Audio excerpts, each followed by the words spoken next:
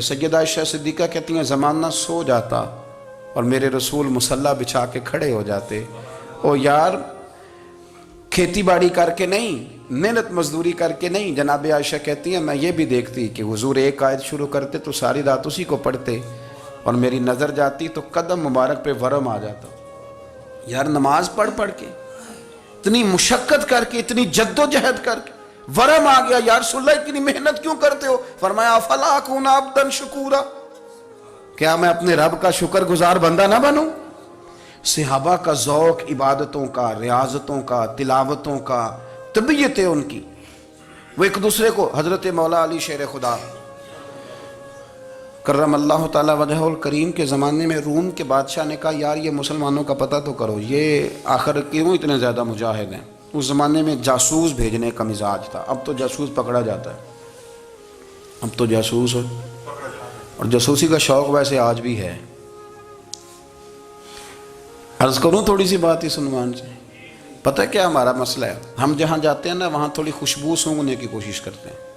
وہ کیا ہے تو یہ کیا ہے تو ادھر کیا ہے تو تھوڑا سا ادھر کیا ہے. میرے رسول پاک پڑھیے درود شریف، سارے پڑھیے ذرا زور سے صلی اللہ تعالی. نبی پاک علیہ السلام نے فرمایا جاسوسی نہ کرنا ورنہ تم بندوں کو خراب کر دو گے، اور فرمایا اس طرح نہ ہو کہ تم کسی کے اب کھول نہ نکلو تو تمہارے پہلے کھول جائیں. یہ جو ذوق ہے نا یہ ختم کریں، چھوڑیں. مطلب آپ کس چکر میں پڑے ہوئے ہیں؟ اتنی زیادہ توجہ کرنے کی کیا ضرورت ہے؟ نے کام سے کام رکھیں، اس میں بندہ تھوڑا سا نا آسان رہتا ہے. یہ جو بہت زیادہ ٹٹولنے والے لوگ ہوتے ہیں نا وہ بیچارے پھر عمر ٹٹولتے ہی گزار دیتے ہیں، اس لیے کہ مزاج ہی بہت پکا ہے. بوری کا منہ کھول کے اندر تک ہاتھ ڈالنا تو پھر کئی دفعہ سامنے سے بچھو بھی لڑ جاتا ہے، خرابی ہوتی ہے. تو جاسوسی کی جاتی تھی. اس نے بھی جاسوس بھیجے کیونکہ قبیلوں کے لوگ تھے، کچھ مسلم کچھ کافر، پہچانے نہیں جاتے تھے لوگ. تو کچھ لوگ اس نے بھیجے، انہوں نے آ کے نا تحقیق کی،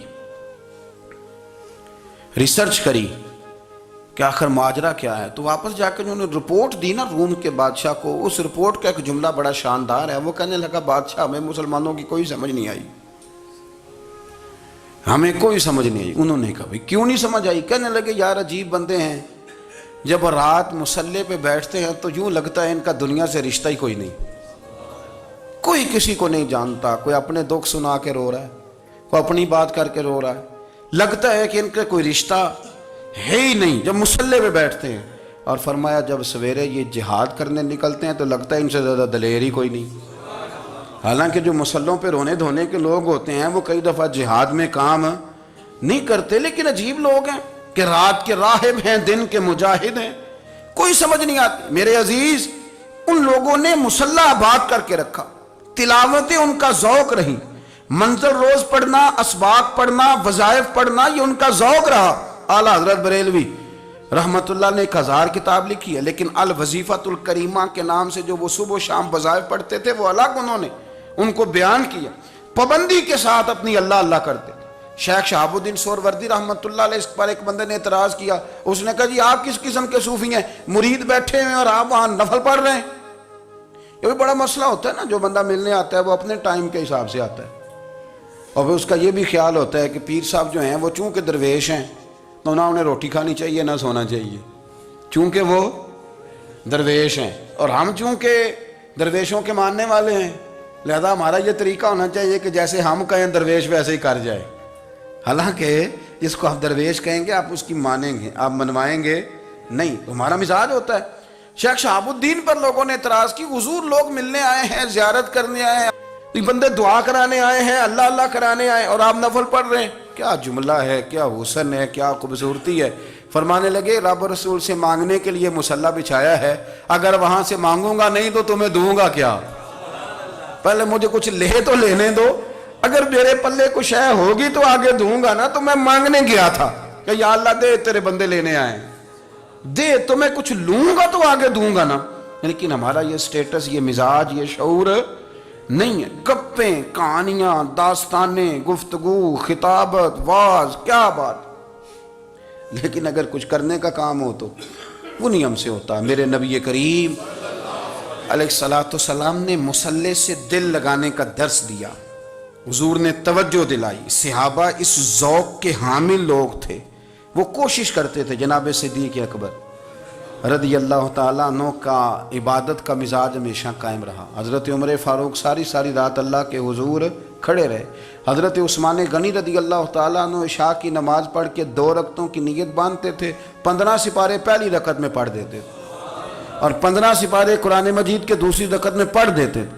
آپ نے نا حضرت عمر فاروق کے وصال کے بعد ان کی ایک بیوہ سے نکاح کیا. حضرت عثمان غنی نے نکاح کیا. وہ خاتون آپ کے نکاح میں آئیں تو عرض کرنے لگیں امیر المومنین میرے لیے اعزاز تو بہت ہے کہ میں امیر المومنین کی بیوہ تھی تو امیر المومنین کی منکوحہ ہو گئی ہوں، لیکن حضور نہ تو میں جوان ہوں کہ میرے اندر رغبت ہوتی اور نہ میں اب اس قابل ہوں کہ کوئی خدمت کر سکوں، میرے ساتھ نکاح کی وجہ کیا بنی؟ تو عثمان غنی رو پڑے. فرمانے لگے میں نے عمر فاروق کو مسجد میں اپنے رب سے ڈرتے ہوئے دیکھا ہے، میں نے اسے روتے ہوئے دیکھا ہے، عدل کرتے دیکھا ہے، انصاف کرتے دیکھا ہے، امت کی خیر خواہی کرتے دیکھا. تمہارے ساتھ نکاح اس لیے کیا ہے کہ تم مجھے یہ بتاؤ کہ عمر فاروق گھر کے اندر اپنے رب کو کیسے راضی کرتے تھے، گھر کے اندر کیسے راضی کرتے تھے، وہ طریقے بتلاؤ، تم بتاتی جانا اور میں بھی اسی طرح گھر میں عبادت کروں. میرے رسول کریم علیہ السلام نے ارشاد فرمایا، حضور فرمانے لگے جس گھر میں اللہ کا ذکر ہوتا ہے وہ گھر زندوں کا ہے، اور جس گھر میں رب کریم کا ذکر نہیں ہوتا وہ گھر زندوں کا نہیں ہے. گھر نا ہم نا کتابوں میں پڑھتے ہیں کہ ایک بزرگ کہتے ہیں، حضرت فضیل بن عیاض کہتے ہیں کہ میں ایک گلی سے گزر رہا تھا تو گھر کے اندر کسی قاری سامنے قرآن کی آیت پڑھ دی ولی من خاف مقام ربہ جنتان. میں تے میرے کانوں سے ٹکرائی تو اللہ نے میری کایا ہی پلٹ دی، میں توبہ کر گیا. اب گھر کے اندر سے آواز آئے تو صحیح نہ تلاوت کی، پر اندر سے آواز آتی نہیں، یا ڈیک بجنے کی آواز آتی ہے، یا ٹی وی چلنے کی آواز آتی ہے، یا دھوم مچانے کی آواز آتی ہے. عبادت کا وہ جو خاص شوق تھا، وہ جو حسن تھا، وہ جو توانائی تھی، وہ جو بات تھی. ایک جگہ پہ ہم بیٹھے تھے تو وہاں ایک صاحب آئے اور انہوں نے آتے ہی کہا کہ مہربانی کریں ذرا مجھے مصلی دے دیں، میرے نہ کچھ نفل رہ گئے. تو میں نے وضو کر لیا تو کوئی مصلی مل جائے. مصلی انہیں دے دیا گیا، وہ مصلی لے کے چلے گئے تو پیچھے ایک صاحب نے تبصرہ کیا، کہنے نے کتنا ریاکار بندہ ہے، لوگوں کو دکھا رہا ہے کہ میں نفل پڑھتا ہوں، ہے کوئی بات کرنے والی. میں نے اسے کہا تو مہربانی کرنا اس طرح کی ریاکاری تو بھی کر، پکڑ مصلی اور جا تو بھی تھوڑی ریاکاری کر کے آ، اٹھ ذرا شکر کر کوئی یہ ریاکار بھی ملا ہے، کوئی نفل پڑھ کے ریاکاری کر رہا ہے. اللہ کا میں کہتا ہوں کو پڑھے تو صحیح نہ، یا یہ کوئی دور ہے نفل پڑھنے کا؟ اس میں تو لوگوں کا مزاج ہی نہیں، طبیعت ہی نہیں. میں نے کہا چل مہربانی کر یہ لے مصلی اور تو بھی جا تھوڑی سی یا کر یا ریاکاری کرو تو صحیح نا. مزاج ہی نہیں، ذوق.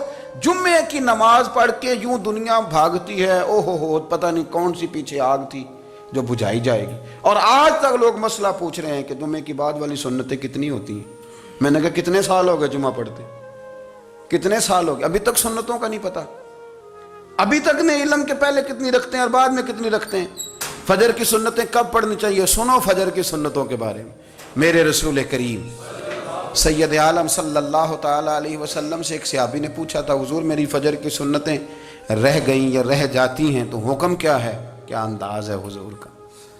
بخاری مسلم کے لفظ سنو. حضور سید عالم صلی اللہ علیہ وسلم فرمانے لگے، اس نے کیا پوچھا تھا، حضور جواب کیا دیتے ہیں؟ فرمایا فجر کی سنتیں کبھی نہ چھوڑنا، فجر کی پہلی 2 سنتیں کبھی نہ چھوڑنا. یا رسول اللہ صلی اللہ تعالیٰ علیہ وسلم میری رہ گئی ہیں، رہ جاتی ہیں.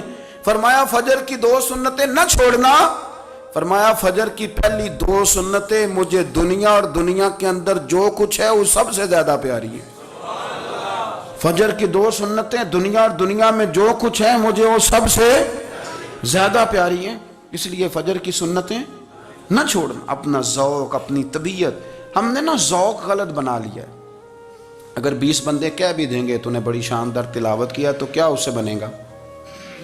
100 بندہ کہہ بھی دے تیری کیا بات ہے، کیا بات ہے نعت خاں کی، کیا بات ہے علامہ صاحب کی، پیر صاحب کی، پیر مہر علی شاہ صاحب رحمت اللہ علیہ. آپ تشریف فرما تھے تو آپ کے ایک ہی بیٹے بابو جی جن کو کہا جاتا ہے، جس دن صاحبزادے پیدا ہوئے تو خادم نہ وہاں سے نکلا. ان لوگوں کے شوق اور طرح کے تھے نا تو ان کی توجہ بھی اپنے شوق کی طرف رہتی. تو خادم نکلا اندر سے، پیر صاحب مبارک ہو، پیر صاحب مبارک ہو، پیر صاحب مبارک ہو، پیر صاحب مبارک ہو. شور کر رہا ہے. تو پیر صاحب کو وجد ہو گیا، اللہ اکبر اللہ اکبر اللہ، او کیا ہوا، کس بات کی مبارک دے رہے ہو؟ عرض کی حضور اللہ نے بیٹا دیے۔ تو آپ فرمانے لگے اچھا حضور آپ کیا ہوا، آپ تو پریشان ہو گئے۔ فرمانے لگے جب تو نے 3 دفعہ کہا نا مہر علی کو مبارک ہو، تو میں سمجھا تھا شاید تجھے کسی نے بتا دیا ہے کہ مہر علی سے اللہ راضی ہو گیا۔ میں سمجھا تھا کہ شاید تو یہ خبر لے کے آیا ہے کہ کسی نے بتایا ہے کہ مجھے آج خبر ملی ہے کہ مہر علی سے رب اچھا پتر ہوا ہے، الحمدللہ اللہ کا شکر ہے، پر میرے لیے مبارک کا دن وہ ہوگا جب میرا رب کہے گا کہ میں مہر علی سے راضی ہوں، میرے محبوب کہیں گے کہ میں مہر علی سے۔ آپ بات کو سمجھیں، شوق ہی کسی اور طرف تھا، دل ہی کہیں اور لگا ہوا تھا، طبیعت ہی کہیں اور مائل تھی۔ کوئی وظیفہ پوچھتے تھے تو پڑھتے تھے وہ لوگ، کچھ اللہ اللہ انہیں بتائی جاتی تھی تو کرنے کا ذوق رکھتے تھے، طبیعت تھی، قائل تھے۔ حضرت ربیع کہتے ہیں میں بڑی دور سے سفر کر کے گیا حضرت اویس کرنی سے ملنے، بڑی دور سے، اور جب میں پہنچا تو فجر کا وقت تھا، تو حضرت اویس کرنی کو میں نے پا لیا، تو وہ نماز پڑھ کے نا قرآن شریف لے کے بیٹھ گئے۔ فرماتے ہیں اشراق چاشت کا وقت ہوا تو نفلوں کی نیت باندھ لی۔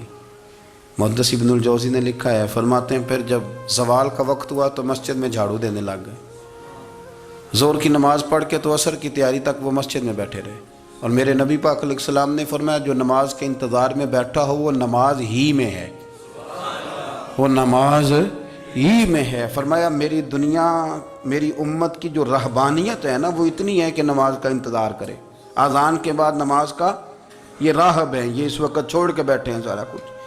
فرماتے ہیں عصر تک انہوں نے اللہ اللہ کی، پھر مغرب تک کی، عشاء کی نماز ہوئی تو نماز پڑھی تو وہ تھک گئے، اب مجھے وہ فارغ ہوں مصلی چھوڑے تو میں ملاقات کروں نا۔ یہ آپ حیران نہ ہوں کہ اتنی دیر بندہ کیسے اللہ اللہ کر، ہم نے کی نہیں نا اس لیے ہم پریشان ہیں، جو عادی ہوتے ہیں وہ کر بھی لیتے ہیں، وہ یہ کام۔ میری بات کی سمجھ آ رہی ہے؟ جب جاتے ہو کسی دفتر میں تو 8 گھنٹے کھڑے رہ لیتے ہو نا، مجبوری ہوتی ہے تو کھڑے رہا جا سکتا ہے۔ پاسپورٹ کے دفتر بولیے، امیگریشن کی لائنوں میں، اور میں نے تو امبیسیوں میں بندے 12 گھنٹے پہلے جا کے کھڑے دیکھیں، رہ لیتے ہیں کھڑے۔ تو اگر ان کاموں کے لیے رہا جاتا ہے تو اللہ رسول کے لیے بھی کھڑے رہا جا سکتا ہے۔ تو فرمانے لگے کہ جب عشاء کی نماز کے بعد آخر انسان تھے، تھک گئے، نیند کا غلبہ ہوا تو تھوڑی ایسے آنکھ بند ہوئی تو کھلی تو رونے لگے۔ حضرت ویسے کرنی رو کے کہنے لگے مالک مجھے غافل تو نہ کر، ابھی میں نے کیا بھی کچھ نہیں، دن ختم ہو گیا، کوئی نفل نہیں، کوئی اللہ اللہ نہیں، اللہ مجھے غافل نہ کر، میری مدد فرما۔ فرماتے ہیں جب وہ روئے تو میرے ساتھ جو شخص تھا میں نے کہا اٹھو چلیں، کہنے لگا حضور ملنا نہیں، فرمایا جو میں لینے آیا تھا وہ مجھے مل گیا ہے، جو میں ان سے سیکھنے آیا تھا وہ مجھے نصیب ہو گیا، اب اور میں نے کیا لینا، ختم ہو گئی بات، اٹھو چلیں۔ اللہ کے بندوں نے حضرت ربیعہ بن کعب اسلمی رضی اللہ تعالیٰ عنہ فرماتے ہیں، کہتے ہیں جب بنو قریظہ اور بنو نذیر یہودیوں کے ساتھ حضور علیہ السلام نے جنگ کا اعلان فرمایا تو وہ دشمن ہو گئے، ہمیں خطرہ تھا کہ وہ رات کو کہیں محبوب کو تکلیف نہ دیں، تو کچھ لوگ نا تلواریں لے کے نبی پاک کے دروازے پہ پہرے داری کرتے تھے۔ گن مین رکھنا حرام نہیں، اگر کسی کو واقعی خطرہ ہو تو اس کے لیے سنت بھی ہے۔ حضرت علی المرتضیٰ تلوار لے کے حضور کے گھر کا پہرا دیتے تھے۔ حضرت ربیعہ بن کعب اسلمی رضی اللہ تعالیٰ عنہ فرماتے ہیں کہ رات میری ڈیوٹی تھی کہ میں حضور کے گھر کا پہرا دوں گا، تو فرماتے ہیں میں باہر سن رہا تھا، ساری رات ہی میرے نبی پاک نے اللہ کی تسبیح پڑھی، ساری رات، کبھی تسبیح، کبھی تحلیل، کبھی تحمید، کبھی تکبیر، ساری رات۔ فرماتے ہیں ساری رات حضور پڑھتے رہے اور ساری رات ہی میں سنتا رہا، مجھے اونگ آ گئی، میری آنکھ لگ گئی، حضور ابھی پڑھ رہے تھے، میں تھک کے سو گیا، اور فرماتے ہیں جب میری آنکھ دوبارہ سے کھلی تو میرے کانوں میں پھر کوئی چیز گونجی، تو میں نے کان لگایا تو میرے حبیب ابھی بھی اللہ کو یاد کر رہے، ساری رات حضور رب کی عبادت کرتے۔ اسی لیے تو کہا یا ایھا المزمل قم اللیل الا قلیلا، حبیب ساری رات تو نہ جاگا کا، تھوڑا آرام بھی کر لیے گا۔ میرے بھائی اپنا مصلی، اپنی عبادات، اپنے وظائف، اللہ اللہ جو آپ نے کسی سے سیکھی ہے اس کو کبھی کمزور نہ ہونے دیں۔ شجرہ شریف جو کسی بزرگ سے آپ لے لیتے ہیں تو کیا رسم ہے کوئی؟ اس پہ کچھ لکھا ہوتا ہے، وہ پڑھنے کے لیے دیا جاتا ہے، اس پہ لکھا ہوتا ہے کہ یہ اللہ اللہ آپ نے کرنی ہے۔ ساری زندگی کسی اسکول میں داخل ہو گئے اور وہاں جا کے آپ نصاب ہی نہ پڑھیں، کتاب ہی نہ کھولیں تو پاس ہو جائیں گے؟ وہ کہتے ہیں میں 20 سال جاتا رہا ملا کچھ نہیں. تو آپ نے لیا کیا ہے؟ ایک اتنی سی کتاب تھی، اس کو تو کھول کے آپ دیکھ نہیں سکے، اس کے وظائف تک تو رسائی نہ ہوئی. اس لیے کہ اللہ اللہ کرنا مشکل ہے اور تصویر کھنچانا یہ آسان کام ہے. تو جو آسان ہے اس طرف ہماری توجہ لگی رہتی ہے اور جو مشکل ہے اس طرف ہم ذوق پیدا نہیں کرتے. یا ایھا الناس اعبدوا ربکم الذی خلقکم والذین من قبلکم لعلکم تتقون. اے لوگو اس رب کی عبادت کرو جس نے تمہیں پیدا کیا اور تم سے پہلوں کو پیدا کیا، اس لیے عبادت کرو کہ تم پرہیزگار ہو جاؤ گے. مالک سمجھنے کی توفیق عطا فرمائے.